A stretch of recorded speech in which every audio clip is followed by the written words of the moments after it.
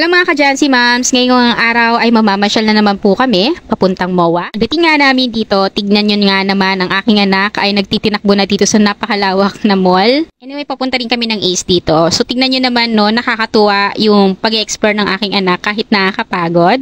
Ganun naman talaga tayong mga momish or momshies. Sinisita nga ako ng papa niya dito na ibalik ko na raw siya sa stroller kasi nga yung takbo niya ay padapa na. Kaya naman sabi ko hayaan na lang para matuto.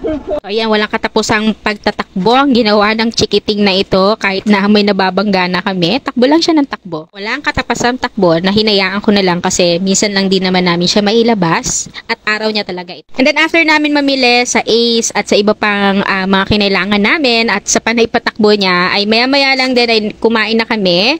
Bumili muna kami ng paborito niyang pagkain syempre dito sa Jollibee. Baka naman Jollibee. Charot. Not sponsor.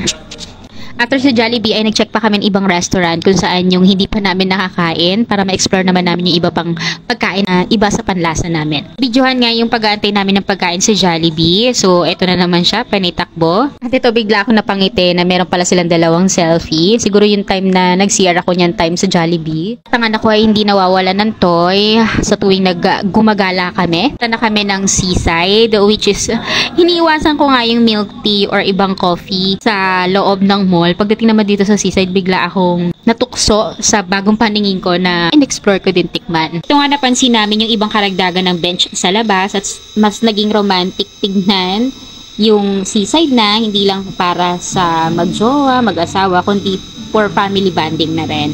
Sa tuwing namamasyal kami mga ka-Jancy Mamshi, isinusure ko na ang anak ko ay mas nag-enjoy sa tuwing namamasyal nga kami dahil syempre mas bago to sa kanyang paningin at explore and kahit na nakakapagod, tuwang-tuwa naman ako na nakikita siyang masaya at may mga natutuklasan sa paligid niya. At ito nga yung mga sinasabi ko mga ka-Jancy Mamshi sa paglalakad ko ay nakita ko nga yung tingin ko bago rin na coffee, iced coffee dito sa Seaside. Kaya naman, tinignan ko dito and then nung natikman ko masarap din naman mga ka-Jancy Moms.